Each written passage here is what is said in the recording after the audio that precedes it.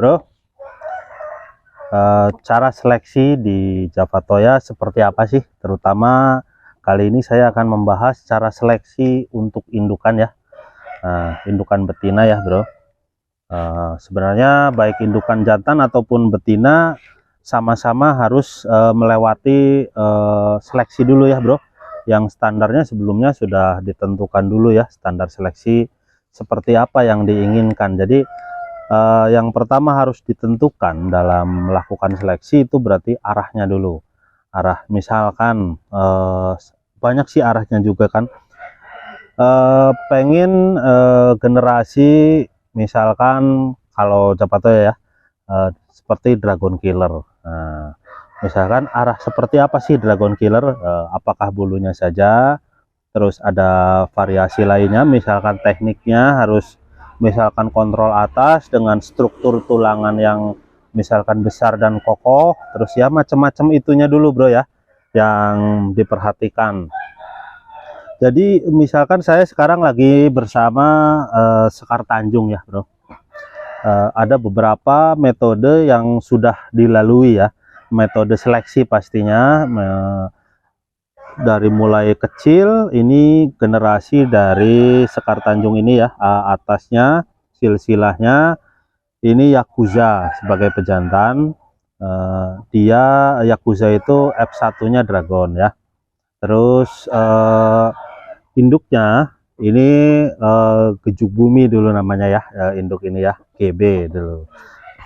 Nah dulu ini ada 4 bersaudara betina, terus ada 4 juga jantan ya, saudaranya ini.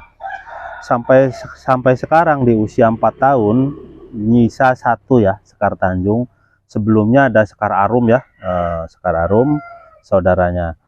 Jadi pastinya dalam 4 tahun itu kan ada banyak pengamatan ya bro.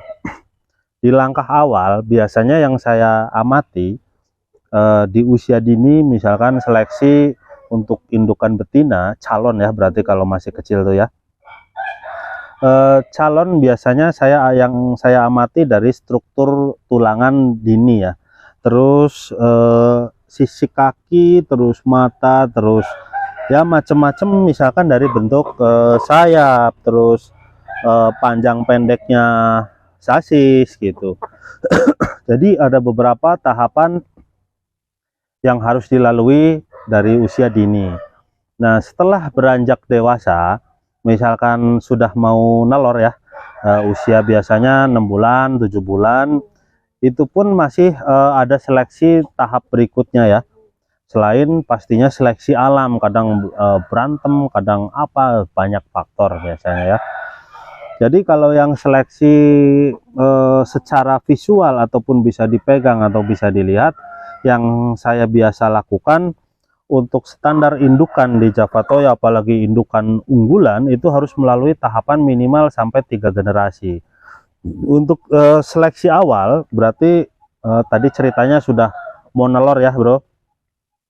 Nah udah mau nelor berarti karakter itu harus diperhatikan juga, misalkan seperti apa sih pertumbuhan tulangnya ketika sudah mau nelor ya. Terus postur secara keseluruhannya sudah cocok belum dalam kategori setelah tadi kecil, usia dini ya, misalkan 1 bulanan, tulangnya bagus, sesuatunya sudah bagus, apa ingin katurangan tertentu, dipastikan nanti tahapan berikutnya di usia 6 bulan itu harus dicek lagi. Tulangnya sesuaikah seperti apa yang kita inginkan, untuk jadi calon indukan ya bro. Kan nanti buat melahirkan generasi bro. Jadi bukan sekedar punya anak ayam, punya generasi dari trah tertentu. Jadi saya kenapa nggak ikut-ikutan sekedar tren ya, karena saya punya arah sendiri bro, nggak ngikutin si anu si itu gitu ya, dalam kategori penamaan ayamnya. Misalkan yang lagi viral apa, saya nggak gitu. Jadi punya standar sendiri arahnya. Nah tapi itu cerita saya. Tadi dilanjut ya. Setelah usia 6 bulan, biasanya setelah diamati beberapa karakter yang sesuai dengan arah yang kita inginkan, itu seleksi nelor berarti bro. Nah, biasanya untuk ayam muda yang diperhatikan itu induk muda ya, berarti ya 6 bulan, 7 bulan atau 8 bulan kadang tidak sama, soalnya nelor ada yang 10 bulan baru nelor, ada yang 6 bulan udah nelor gitu. Nah, seleksi nelor itu biasanya fase bertelur yang saya amati berapa butir, terus jarak nelornya berapa hari gitu kan. Ada yang 1 hari nelor, hari ini besok nggak nelor, apa misalkan besoknya lagi nggak nelor, atau besok nelor terus 2 harinya berikutnya nggak nelor lagi. Jadi apa ya, bukan sekedar banyaknya nelor, tapi telur yang dihasilkan itu misalkan dalam 7 hari berapa telur, berarti kalau cuma 3 berarti kan ada selang waktu. Nah, itu buat apa gitu, karena saya biasanya melakukan atau mengamati itu begini bro. Kadang kan telur misalkan ayam muda nelor 10 tapi dalam waktu 20 hari, biasanya yang awalan sampai ke 5 itu nantinya kurang bagus untuk ditetaskan ya bro. Mau pakai indukan langsung ataupun pakai mesin penetas, itu biasanya sudah terlalu lama penyimpanannya, begitu perhitungannya ya bro, salah satunya. Terus untuk misalkan ini telur, biasanya ayam ini pengamatannya nggak cukup sekali bro. Setelah 1 bulan menelor, misalkan nelornya 10, nah, diramkan 21 hari kan sebulanan bro. Jadi saya biasanya belum diambil bro, saya kasih telur belum diambil anakannya, maksudnya ya saya tetap suruh bukan nyuruh apa ya, mengasih kesempatan buat belajar mengeram. Tapi telurnya bukan telur yang itu, jadi belum diambil generasi pertama gitu biasanya saya sih. Terus demikian kedua, demikian yang ketiga baru biasanya saya mulai ambil generasinya. Jadi terserah misalkan arahnya, arah saya misalkan ini mau dipakai indukan buat nanti apa, berarti harus dikasih telur biar belajar apa ya, mengeram dan menetaskan. Terus saya juga tahu daya tetas si indukan ini gimana gitu kalau pakai indukan langsung. Terutama ini sih cerita karena cerita di Japatoya lah, mungkin Mas Bro aplikasinya bisa berbeda ya, gimana arahnya juga ya bro. Kalau saya karena semuanya pakai indukan langsung ya, nggak pakai mesin tetas, jadi standarnya saya harus indukan tersebut bukan hanya nelornya saja yang harus bagus, terus durasinya ataupun jarak nelornya juga harus teratur ya.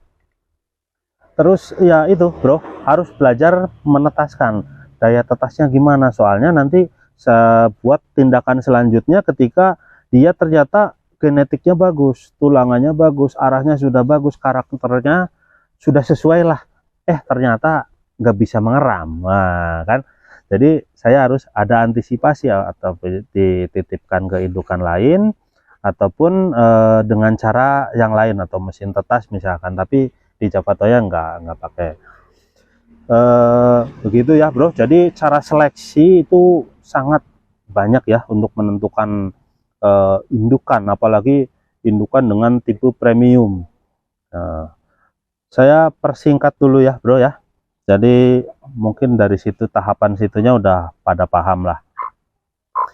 Jadi setelah menetas, taruh di tetasan apa, nelor ketiga, dia kan usianya sudah cukup juga mungkin untuk tahapan awal, tahapan seleksinya ya bro.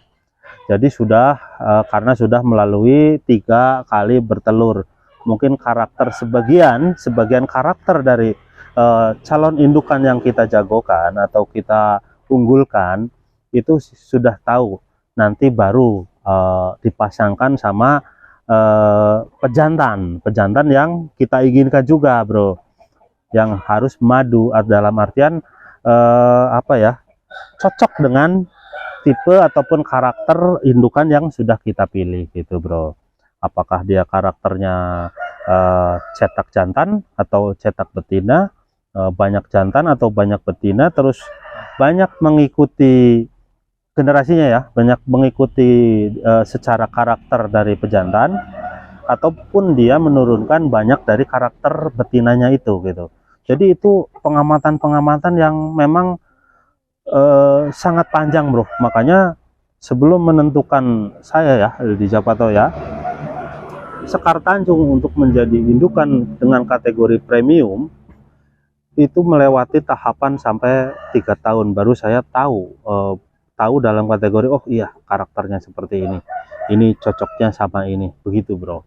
Jadi nggak cukup 1 kali tahapan pastinya. Makanya butuh kesabaran, pastinya butuh keberanian untuk menyeleksi pastinya ya. Eliminasi dalam tahapan seleksi pasti ada eliminasi yang sudah kita sayang tapi ternyata harus dieliminasi, ya kita harus buang ego di situ bro.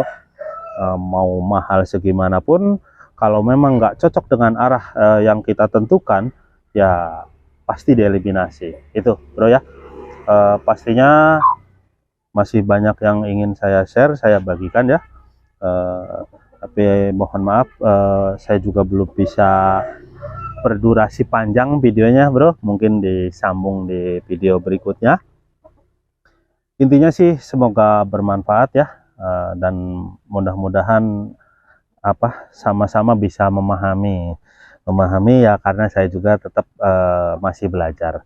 Oke bro ya, Japatoya Beyond Bloodline dibangun dari seleksi, kesabaran, dan perjalanan yang tidak selalu mudah.